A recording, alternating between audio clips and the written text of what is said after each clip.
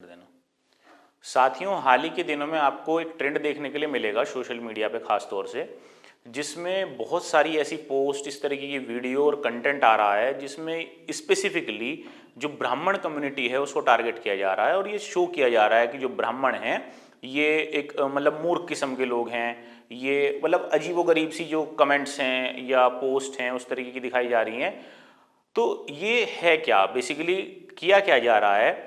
अगर हम अपनी कंट्री को देखें, देश को देखें, तो ये एक राजनीतिक एजेंडा है, पॉलिटिकल एजेंडा है, और वो पॉलिटिकल एजेंडा किस तरफ जा रहा है उसे समझने की जरूरत है। तो 1947 से लेकर के आज तक का अगर हम ट्रेंड देखें तो यहाँ जो मेजोरिटी है वो हिंदू मेजोरिटी है, और हिंदू मेजोरिटी जब तक कास्ट बेस्ड सिस्टम पर चलेगी, वोटिंग करेगी, तब तक वो अपने इंटरेस्ट सेटिस्फाई नहीं कर सकती। सीधा सा कॉन्सेप्ट ये है।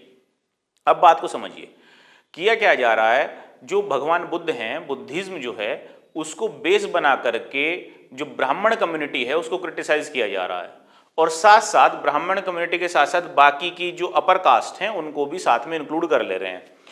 तो करना क्या चाह रहे हैं कि एक दलित और ब्राह्मण के बीच में डिवाइड किया जा रहा है। अब कुछ लोग हैं जो ऐसा कर रहे हैं, लेकिन उनके करने का तरीका क्या है? करने का तरीका ये है कि वो सुपीरियर शो कर रहे हैं कि जो भगवान बुद्ध हैं उन्होंने ब्राह्मणों को क्रिटिसाइज किया। तो वास्तविकता ये है कि अगर हम बुद्धिज्म की तरफ जाएं, ब्राह्मणिज्म की तरफ जाएं, इन सब चीज़ों की तरफ जाएं, तो हमें सिनेरियो कुछ और ही देखने के लिए मिलेगा। तो जो बुद्धिज्म है, बुद्धिज्म या हम भगवान बुद्ध की बात करें तो पहला ही क्वेश्चन अगर हम ये करें कि क्या उन्होंने ब्राह्मणों को क्रिटिसाइज किया, क्या वो ब्राह्मणों के आलोचक थे? तो नहीं थे। बुद्ध कभी भी ब्राह्मणों के खिलाफ थे ही नहीं। बुद्ध एक समाज सुधारक थे जिन्होंने जब ज्ञान प्राप्त किया उसके बाद उन्होंने महसूस किया कि संसार में जो है वो दुख है। चार आर्य सत्य हैं। संसार में दुख है और दुख का कारण तृष्णा है। इस तृष्णा से हमें जाना है, और अगर हम दुखों का निवारण करते हैं तो यही हमें मोक्ष की तरफ ले जाएगा। तो उन्होंने एक जीवन जीने का पाथ दिया, जीवन जीने का रास्ता दिया, लेकिन उन्होंने स्पेसिफिकली कोई ब्राह्मण की आलोचना की हो ऐसा नहीं है, या वो ब्राह्मण विरोधी थे ऐसा भी नहीं है। अगर बात करें ईश्वर की, दूसरा क्वेश्चन जो आमतौर पे उठाया जा रहा है वो ये है कि भाई ईश्वर थे या नहीं, भगवान बुद्ध ईश्वर नहीं मानते। तो ऐसा नहीं है। जब भगवान बुद्ध से पूछा गया क्या ईश्वर हैं, तो उन्होंने इस बात को ये कहा कि ईश्वर का अस्तित्व है या नहीं, ये प्रश्न अभी इतना महत्वपूर्ण नहीं है जितना महत्वपूर्ण लोगों के दुखों का समाधान करना है। तो चीजें क्या हैं, जिस तरीके से प्रोजेक्ट किया जा रहा है वैसा नहीं है। और इसी तरीके से हम डॉक्टर भीमराव अंबेडकर को भी पढ़ें तो डॉक्टर भीमराव अंबेडकर ने भी आत्मा के अस्तित्व को माना है, चाहे उसका रूप अलग हो, लेकिन उन्होंने आत्मा के अस्तित्व को माना है।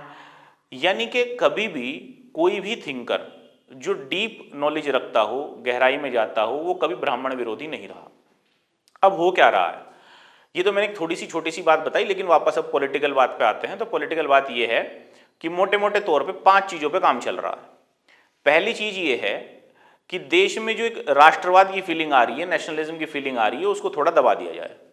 यानी कि लोग अपने आप को एक राष्ट्र फील ना करें, नेशनलिज्म का भाव अपने अंदर ना लाएं।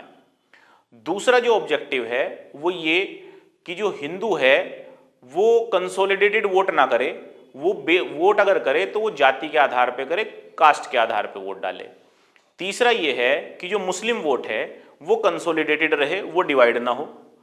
चौथा ये है कि जो डेवलपमेंट हो रहा है, जो विकास है, जो डेवलपमेंट की प्लानिंग चल रही है, या हम ये कह रहे हैं कि 2047 तक एक डेवलप्ड कंट्री बना देंगे, तो ये शो किया जाए कि भाई डेवलपमेंट नहीं है, गरीबी ही गरीबी है, महंगाई ही महंगाई है, और जो तुम्हें विकास दिख रहा है विकास कहीं हुआ नहीं है, सड़कों में तो गड्ढे के गड्ढे ही हैं। और पांचवा जो सबसे लास्ट है और इंपॉर्टेंट है वो ये है कि जो बाकी की कंट्रीज हैं, बाकी के नेशन हैं, उनके साथ कंपेयर करके दिखाया जा रहा है कि भाई हम कहीं विश्वगुरु बनने वाले नहीं हैं, हम इनके मुकाबले बहुत पीछे हैं, ना हम चाइना को कॉम्पीट कर सकते हैं ना कहीं। और वापस वही अपनी गुलामी वाली मानसिकता रखो। जब तक तुम्हारी गुलामी की मानसिकता है वही ठीक है। अपनी पिछड़ेपन पे हंसो, तुम जितने पिछड़े हो उस पर खुश होते रहो, और इसी खुशी के साथ अपना जीवन बिता करके मर जाओ। तो ये कुछ एजेंडा हैं जो चल रहे हैं, और होल सोल ऑब्जेक्टिव जो है इन एजेंडा का वो ये है कि देश में एक विभाजन हो। जैसे 47 में एक विभाजन हुआ था, पहले वो विभाजन टेरिटोरियल नहीं था, पहले वो विभाजन मानसिक था, उसी तरीके से एक मानसिक विभाजन और तैयार करने की तैयारी है और भविष्य में इसको टेरिटोरियल डिवीजन की तरफ लेकर के जाएंगे।